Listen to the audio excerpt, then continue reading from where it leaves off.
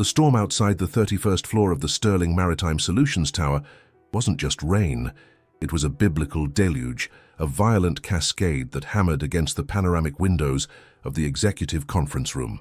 Inside, the atmosphere was equally turbulent, charged with the brittle static of panic and fear of monumental failure. Mark Collins, the company's founder and CEO, a man whose 45 years were marked by a meticulously tailored suit and the kind of hard, unyielding gaze you only acquired from fighting real fires and winning million-dollar contracts, was currently losing the biggest one yet. $300 million, Chief Collins spat, the figure hanging in the air like a death sentence, his voice a low, dangerous rumble that cut through the sound of the storm and the nervous clatter of keyboards. $300 million to retrofit the entire Baltic Sea Fleet with our new fire suppression technology, and it's all going to go up in smoke because of a poorly translated 2-page technical addendum. He slammed a heavily bound printout onto the mahogany table. The paper was covered in tight, dense script, an unsettling mixture of English and French, but the key paragraphs had been flagged in angry neon yellow. 15 analysts, the most expensive AI translation suite on the market, and the system keeps rendering the crucial fire safety protocol as "let the vessel burn." Urs laissez flamber, are you serious, Mark? Do you think the Nordic Shipping Consortium is going to sign a contract that literally instructs their captains to watch the disaster unfold? Mark, the lead technical analyst, a man in his late 30s, whose spectacles seemed perpetually fogged by anxiety, stammered, "Chief, we ran it through every modern French lexicon. We hired 3 different contemporary Parisian freelancers. They all said the same thing. The phrases are archaic, the syntax is nonsensical in a modern engineering context. It reads like a mix between a sailor's logbook and a 19th century novel, sir."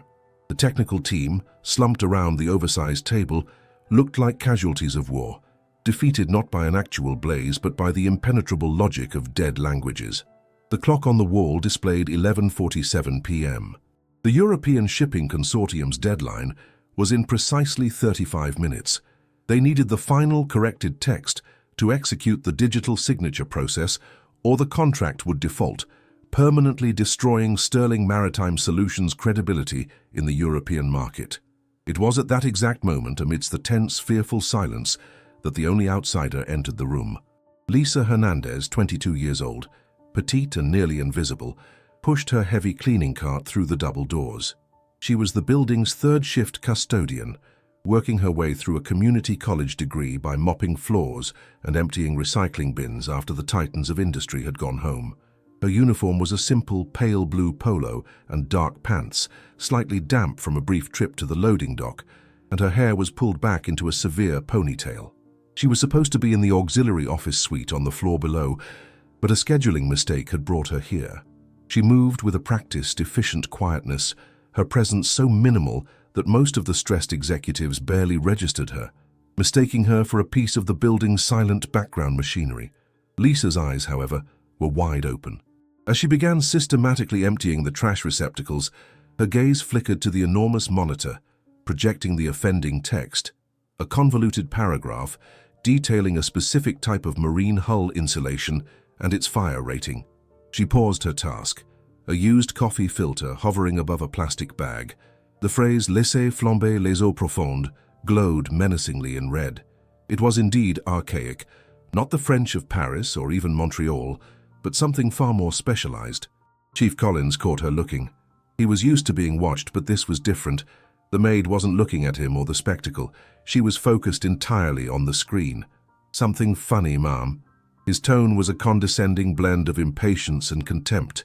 Lisa gently placed the coffee filter in the bag and stepped away from her cart, her hands folded neatly in front of her. Her voice, soft yet startlingly clear, was barely a whisper against the drumming of the rain. "It's not nonsensical, Chief Collins. It's just specialized. The system is translating it literally, but that is 19th century technical French from the Bordeaux Naval Code." The effect was instantaneous and profound. The entire room went silent. 15 pairs of eyes swiveled from the screen to the slight figure in the blue polo shirt. Mark the analyst actually gasped. Mark Collins slowly pushed himself up from his seat, his massive frame radiating disbelief. He planted his hands on the table, leaning forward until his face was inches from Lisa's. "The Bordeaux Naval Code," he repeated, his voice laced with venomous mockery. "And how exactly does a custodian, who I'm assuming barely finished high school, know more about ancient French maritime law than my entire consulting division?" Lisa did not flinch. "I know it because my father, Thomas Rodriguez, specialized in it. Specifically, the conversion of obsolete safety protocols into modern, commercially viable systems for international fleets. That phrase, sir, doesn't mean 'let it burn.' It's a classic misinterpretation of a double negative. In that context, laissez flamber is an imperative command. Initiate the deep-water countermeasure sequence. The translator read the word for flame, but missed the context of deep water and the overall syntax of the old codes. You're telling them to let the fire rage. The original text is demanding they activate the emergency suppression system at the hull level. The air in the room seemed to crackle. The sophisticated analysts looked at the CEO, then back at the maid, their confusion palpable. They had been beaten by history, and now the custodian was correcting their failure. Mark Collins felt a cold knot form in his stomach. The knot of a man who was used to being the smartest person in any room, suddenly confronted by expertise from the most unexpected corner. He ran a hand over his close-cropped hair, his powerful facade beginning to chip. "And you know how to correct this entire 2-page addendum?" Mark asked, skeptical, but now tinged with a desperate, burgeoning hope. Lisa simply nodded. "I can. I grew up translating those documents with my father. He taught me the syntax and the cultural context, the difference between what a contract says and what it means to a shipping magnate from that region." The chief stared at the 22-year-old. She was asking for an enormous amount of trust. But what other choice did he have? The contract was dead in 35 minutes. His team had failed. He suppressed the rising tide of his own pride. "All right," he said, his voice regaining some of its authority, but with an underlying tremor. "If you think you can solve what my team of experts couldn't in the last 24 hours, what is your price?" He gestured grandly at the wealth and technology surrounding them. "My lowest-paid analyst makes nearly $80,000 a year. What do you want? $5,000? $10,000? Lisa looked past the chief, past the analysts, toward the storm-lashed window. The city lights reflected in her eyes, giving them an almost metallic sheen. She was perfectly calm, perfectly composed. "I'll translate it for free," she said, her voice dropping the final note of professional courtesy. "I don't want your money, Chief Collins. I want to see this contract saved, because my father's work was always about saving lives, not lining pockets. Give me access to a workstation, give me 35 minutes, and I'll give you the translation. But if I succeed, you will owe me something far more valuable than cash." Mark Collins threw his head back and laughed, a loud, booming, derisive sound that nonetheless lacked any genuine mirth. The audacity of the demand, the sheer arrogance of the condition coming from a cleaner, was staggering. "For free? And then you'll demand I name a wing after your father? Fine, you have your 35 minutes, miss. But if you fail, you clean up your mess and you're off this floor permanently. Mark, clear a station. Give her the access she needs. Let's see how much honor a mop and bucket can translate into." The laughter died down, replaced by the hushed tension of the room. Lisa walked past the humiliated technical team, moving to the empty workstation. She shed her thin, damp cleaning jacket, revealing arms that were slight but capable. She reached into the worn satchel she carried and pulled out a battered, scratched-up USB drive, its label barely visible, but reading TR Maritime Files, the initials of her father.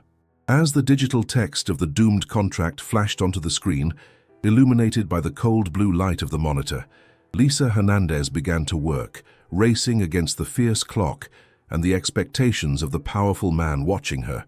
The rain outside seemed to intensify, creating a soundtrack for the most unlikely high-stakes operation the Sterling Maritime Solutions Tower had ever witnessed. Lisa's fingers, accustomed to scrubbing stubborn stains and maneuvering heavy machinery, now danced across the keyboard with an unexpected grace and speed. The room watched, mesmerized. Her expression was one of intense concentration, her brow furrowed slightly as if she were listening to a faint, distant melody only she could hear. She wasn't just typing, she was interpreting, her eyes scanning the French text, then darting to an open document on the screen where she began to rewrite entire paragraphs, infusing them with a clarity and precision that had eluded Sterling's top-tier analysts. Mark Collins stood with his arms crossed, leaning against the polished mahogany, his initial scoff giving way to a grudging fascination. He watched the digital clock relentlessly tick down from 34 minutes, then 33. He expected errors, hesitation, a moment where the maid would confess her overreach. Instead, Lisa worked with a fluid, almost meditative focus. She pulled up old-fashioned scanned PDFs from her USB drive, images of dense, hand-annotated texts, cross-referencing them against the contract. This wasn't just a language translation, it was an act of archaeological linguistics. "The system," Lisa murmured almost to herself, her voice just loud enough to be heard over the clicking of the keys. It understood système de suppression avancé, but it didn't grasp the nuanced meaning of engagement immédiat de profondeur. She highlighted the problematic phrase on the screen. Your AI translated it as immediate engagement of the depths, which it then reinterpreted as let the vessel burn, because profondeurs in contemporary usage can refer to the ultimate destructive depth of a fire. But in the Bordeaux Naval Code of the 1880s, engagement de profondeur refers to the activation of the ballast tank deluge system, a highly specialized countermeasure designed to flood specific compartments from below the waterline to contain an internal fire, literally using the depths of the sea to extinguish the blaze. It's not a command to let it burn, it's a command to drown it. The context is everything. She swiftly rewrote the section, transforming the incendiary phrase into a meticulously crafted technical instruction. The screen now displayed Activation prioritaire du système de déluge de cale pour une isolation immédiate des zones à risque. Priority activation of the bilge deluge system for immediate isolation of risk zones. The contrast was stark, the intention now undeniably clear. Mark, the lead analyst, edged closer, peering over Lisa's shoulder. He was a language enthusiast himself, a polyglot with a passion for obscure dialects, but even he had never encountered the sheer historical depth Lisa was displaying. "My God," he whispered, a tremor of awe in his voice. "It's like she's speaking a dead language and bringing it back to life." Mark Collins, however, remained outwardly impassive, though a cold dread was beginning to twist in his gut. This wasn't about the contract anymore. It was about something far deeper. The effortless way she dissected his expensive technology, the quiet authority with which she exposed its flaws, it pricked at a wound he had long believed healed. He remembered an older man, a quiet, brilliant scholar who had worked for him decades ago, a translator who specialized in historical maritime texts, Thomas Rodriguez. The name sparked an unpleasant echo in his memory, a ghost of a past injustice. Lisa continued to work, her rhythm unbroken. She addressed another crucial section, a paragraph concerning the liability clauses. "Here," she pointed, not looking up from the screen. The original translation rendered responsabilité mutuelle élargie as expanded mutual responsibility. But in the old code, responsabilité mutuelle wasn't about shared blame. It was a pact of collective indemnity. It literally means, should disaster strike, all parties involved are bound by a covenant of reciprocal financial and logistical support. It's a statement of trust and shared fate, not a legal loophole. Your system made it sound like they were trying to shift blame when they were actually affirming absolute solidarity. She revised the text, replacing the cold legalism with a paragraph that conveyed the deep-seated trust and reciprocal obligation inherent in the original intent. As she typed the last corrections, a notification flashed on the screen. Time remaining 00015. 15 seconds. The room held its breath. Lisa, with a final decisive flourish, hit save and then send on the secure portal. The moment the confirmation pinged, a new email notification popped up on Chief Collins's primary display, linked directly to the consortium. His eyes snapped to it. The subject line glowed. Contract reactivated. Impeccable revision and restored trust. A collective sigh of relief, audible and profound, swept through the room. The tension broke. Mark let out a whoop of triumph, pumping his fist. The analysts cheered, some even shedding tears of relief. The $300 million contract was not only saved, but had been revitalized, with the consortium expressing admiration for the unparalleled precision of the final document. Mark Collins, however, remained silent. He stared at the screen, then slowly turned his gaze to Lisa, who was now calmly gathering her scattered papers and her USB drive, placing them back into her satchel. The storm outside had begun to subside, the drumming rain fading to a gentle patter. "Lisa Hernandez," he said, his voice flat, devoid of its usual bluster. "You saved my company. You saved $300 million, and God knows how much reputation." He cleared his throat. "My offer of $5,000 or $10,000 was clearly an insult. I am prepared to offer you a position. A senior analyst role, a starting salary of, say, $250,000 a year. Full benefits. A corner office." He gestured vaguely towards a glass-walled office with a stunning view. "You can train my entire translation department. You can be the cornerstone of our new, historically accurate linguistic division." Lisa closed her satchel with a soft click. She looked directly at Mark Collins, her soft brown eyes holding a depth he hadn't noticed before.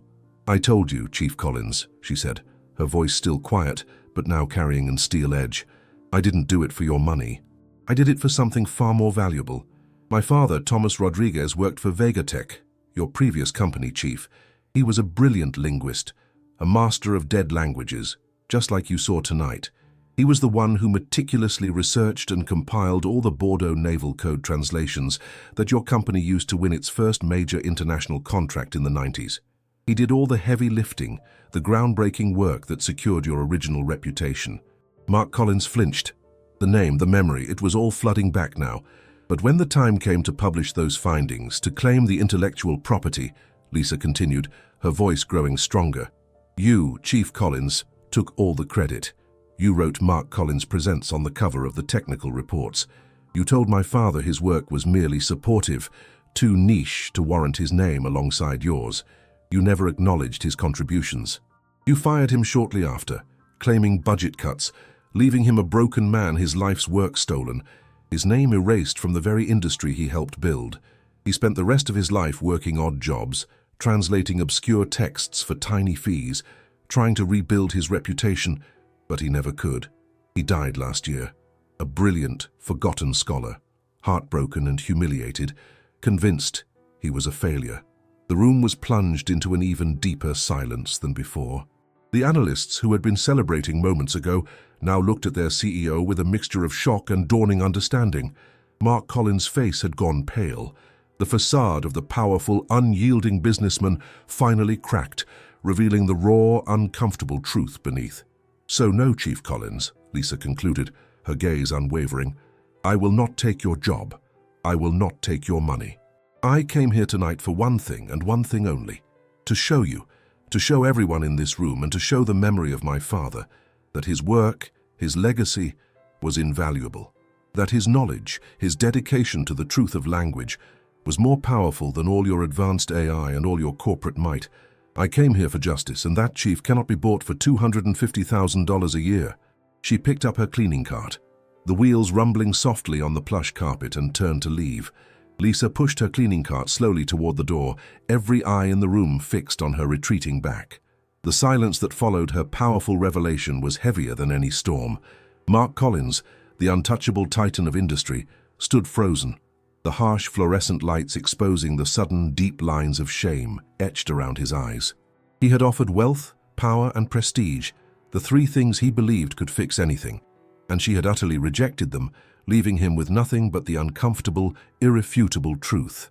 As Lisa reached the door, he finally spoke, his voice hoarse, stripped of its usual bravado. "Wait." She stopped but didn't turn around. Her composure remained absolute, a silent challenge. "You said you'd do it for free," Mark muttered, pushing off the table and taking a step toward her. "And that I would owe you something far more valuable than cash. What is it then? Say it. Is it a public apology? Is it the complete handover of my archive? What exactly constitutes justice in this scenario, Ms. Hernandez?" He needed a tangible demand, something he could fulfill, a transaction he could complete to close the ledger on his decades-old debt. Lisa finally turned, her gaze softening slightly, the anger replaced by a quiet, profound conviction. "You don't owe me anything, Chief Collins, but you owe my father. And what he lost wasn't money or status, it was his name. He spent his life dedicated to the integrity of language, only to have his intellectual identity erased by a man who valued profit over principle. The true worth of his work, the expertise you just saw save your company, is tied to his name, Thomas Rodriguez. The justice I demand is simple, Chief. I want you to officially, legally, and publicly attribute his work. The technical addendum that saved this fleet contract, the original Bordeaux Naval Code analysis you used 20 years ago, I want his name credited as the principal translator and code specialist on all of those internal and external documents. I want his legacy restored, his contribution acknowledged. That is the only payment I will accept. Mark Collins' mouth tightened. To formally and publicly correct the record would mean admitting his initial act of plagiarism and arrogance, not just to the analysts in the room, but potentially to the press and the wider industry. It would shatter the myth of the self-made genius he had cultivated for decades. He looked at the fragile, clear-eyed young woman standing before him, the cleaning cart at her side, holding more moral weight than his entire corporation. He saw his own ambition reflected in her demand, but purified, directed not at himself but at restoring honor. After a long, agonizing silence, he dropped his gaze. The storm outside had passed entirely, leaving only the distant sounds of the city. "It will be done," he said, his voice barely audible. "I will task my legal team first thing tomorrow morning to begin the process of formal attribution. Thomas Rodriguez will be credited retrospectively on every document, every project, every protocol where his work was used, and I will ensure a foundation is established in his name, dedicated to historical linguistic research." Lisa nodded, a small, genuine smile finally touching her lips. The tension that had held her rigid for the last hour seemed to dissolve. She had fought for her father and won something tangible, the restoration of his intellectual ghost. She had gotten her price, the one that truly mattered. She then performed a final, startling action. Walking back to the workstation, she quickly typed a short command, accessing the file she had just finished. She selected the entire, perfect translation and then executed a process that the analysts recognized immediately. A secure, high-level deletion. She wiped the corrected file from the terminal from the local server, and then, pulling the battered USB drive from her satchel, she wiped the backup she had created as well. "What are you doing?" Mark cried out, alarmed. "You're deleting the only clean copy." Lisa looked up, her hands empty. "The contract is saved. It was transmitted and accepted by the consortium. My work here is finished. I don't want a single line of my father's brilliance, or my application of it, to remain in your possession for you to ever claim or plagiarize again. I gave you the solution to save your company, Chief Collins, and you agreed to pay the price in honor. But the knowledge, the legacy, that stays with me. You have what you need to move forward. Now I need to do the same."